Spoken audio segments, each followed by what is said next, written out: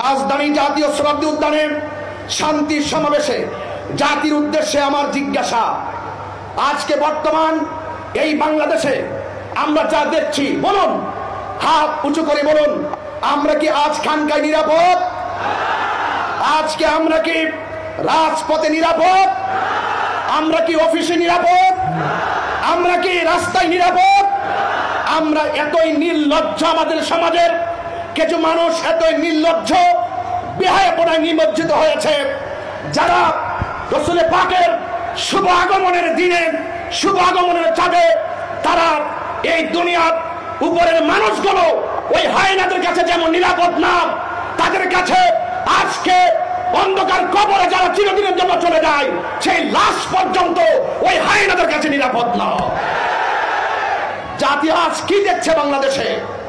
আমি অন্তর্বর্তীকালীন সরকারকে দায়িত্বহীন কণ্ঠে শুধু এই বাংলাদেশের ঢাকার জাতীয় শতাব্দী উদ্যান থেকে দায়িত্বহীন কণ্ঠে বলতে চাই, অনতিবিলম্বে এই সমস্ত ন্যাক্কারজনক ঘটনা যারা ঘটিয়েছে তাদেরকে আইনের আওতায় আনতে হবে, ঠিক কিনা বলেন? আমরা শুধুমাত্র জানাই দিতে চাই, এই দেশে 12,000 দরবার আছে। আহলে সুন্নাত ওয়াল জামাত বিচ্ছিন্ন নয়। আজ আহলে সুন্নাত ওয়াল জামাত সকল পীর মাসে সব অঙ্গ সংগঠন আজ ঐক্যবদ্ধ, ঠিক কিনা বলেন?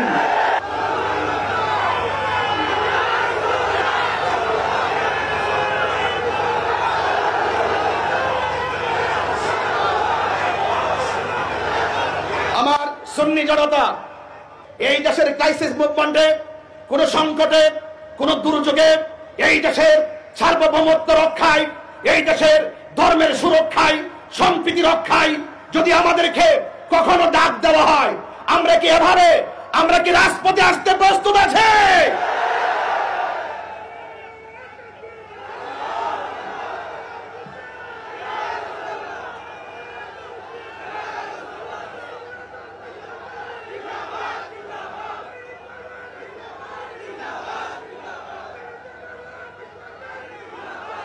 আমার ভাইয়েরা, আখিরি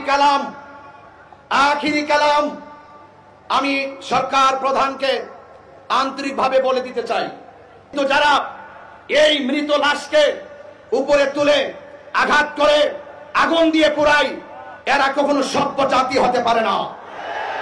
এরা বর্বর জাতি হিসেবে বারবার বিবেচিত হয়েছে।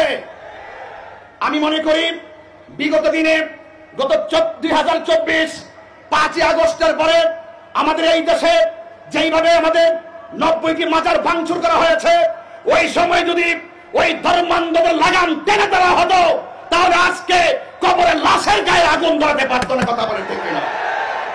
এই জন্য পবিত্র ঈদে মিলাদুন নবী সাল্লাল্লাহু আলাইহি সাল্লাম উপলক্ষে জশ্নে জুলুস আলমদলিতে আমাদের দেশবাসীর উদ্দেশ্যে বার্তা হলো এতটুকুই, আল্লাহর হাবিবে পৃথিবীতে এসেছেন, শান্তির বার্তা নিয়ে এসেছেন।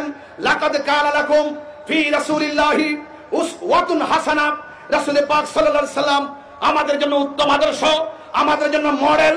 আমি মনে করি পবিত্র ঈদে মিলাদুন নবী সাল্লাল্লাহু আলাইহি সাল্লাম উপলক্ষে আল্লাহর হাবিবের শুভ আগমনে এইভাবে যদি কাঁধে কাঁধ মিলিয়ে আমরা যদি ঐক্যবদ্ধভাবে রাজপথে সম্প্রীতির মেসেজ জানান দিতে পারি, এই দেশে ধর্মান্ধতা থাকবে না, ধর্মদ্রোহিতা থাকবে না, মারামারি থাকবে না, কাটাকাটি থাকবে না, বোমাবাজি থাকবে না। কথা বলেন ঠিক কিনা বলেন? এই দেশে শান্তি প্রতিষ্ঠায় আজকের এই ঐতিহাসিক ঢাকার জাতীয় উদ্যানে, সোহরাওয়ার্দী উদ্যানের এই প্রোগ্রামটি যথেষ্ট প্রাসঙ্গিক। সেই প্রাসঙ্গিক প্রোগ্রামকে মূল্যায়ন করে রাষ্ট্রের গুরুত্বপূর্ণ সিদ্ধান্তে আমাদের আহলে সুন্নাত ওয়াল জামাতকে অন্তর্ভুক্ত করার সরকার প্রধানকে অন্তর্ভুক্তির আহ্বান জানিয়ে বিদায় আরজ করছি। আসসালামু আলাইকুম ওয়া রাহমাতুল্লাহি ওয়া বারাকাতুহু।